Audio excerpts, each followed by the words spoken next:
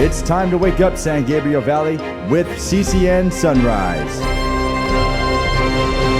Good Sunday morning to you, and so glad you're here with us on CCN Sunrise today. We have a great show, great guests. Always. Do we have Creepy Clowns coming to Pasadena? Maybe. Crown City News with Frank Sejas. He'll be talking about that today. We also have a brand new segment star. We have CCN Sunrise star Tim Shelton will be on with the CCN Sports. Yay! And he's got a great segment coming up. Also, Sam Gopinathan. Good. You did it. Gopinathan, I think. Okay. With New Wave Home Care. Also, a taste of sunrise. Chef Fred Sevilla with Califuse Catering. We also have, you see these things here on the set? Yes. We're going to talk about that in the morning buzz because it's the Crown City Network Awards. But before we go any further, we'd also like to thank our sponsors for making this show possible. Absolutely. Crown City News is sponsored by Foothill Transit, San Gabriel Valley Economic Partnership, Pasadena Federal Credit Union, EH Financial, Ganal Lumber, Siren Arts Productions. Thank you for your support of Crown City News. We have really great sponsors like Color Dots sponsor us, and we will promote you on the show as well. Yes, now we are on to the Morning Buzz. Morning Buzz, Not yeah. fun topics. I do Not not fun like at all. discussing anything where people are harmed. Well, it's Yeah. fine to discuss it, but it's very tragic when Yeah. someone is harmed, injured, and fatally killed Yeah, as well. So I've been going to the LAPD commission meeting. Have you? Yes, and I've been seeing just the kind of in-your-face protest of Black Lives Matter. And I've always been like, Black Lives Matter has a legitimate protest. No one ever has any problem, I don't think, with them protesting, with anyone protesting and saying, hey, something is wrong here, let's fix it. What I've always had a problem with is the way they protest often, And what is it about the way that they do Well, things what that I've seen, like at the LAPD commission meetings, I've seen them stand up and swear, cuss out the police commissioners.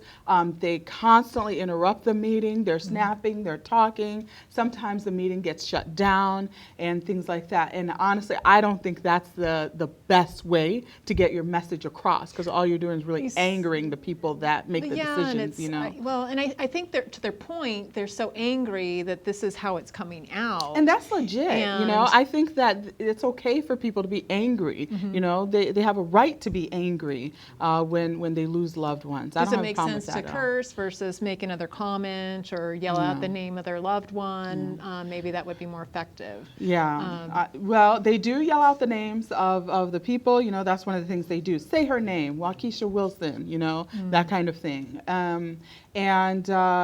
But disrupting the meeting and things like that, I'm not sure that it gets them as far as maybe other ways to protest. Well, we just had a sergeant within the Sheriff's Department, LA Sheriff's Department, shot and killed. Not just shot and killed, he was shot execution style. In the face. And then 4 more times. And then he stole, I won't even mention his name, the suspect stole Sergeant Owen's car. And then he was detained by the Sheriff's Department, and he was whisked away.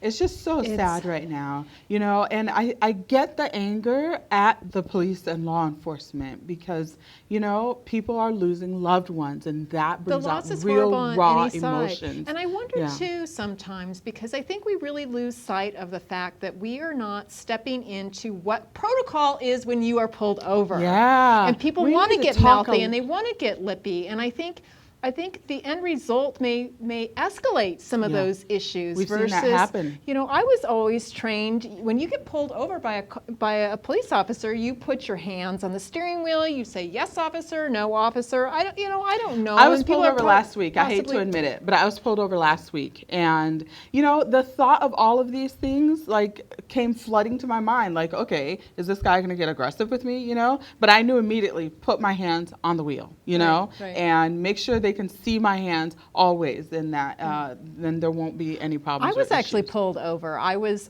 driving through a small town here in San Gabriel Valley.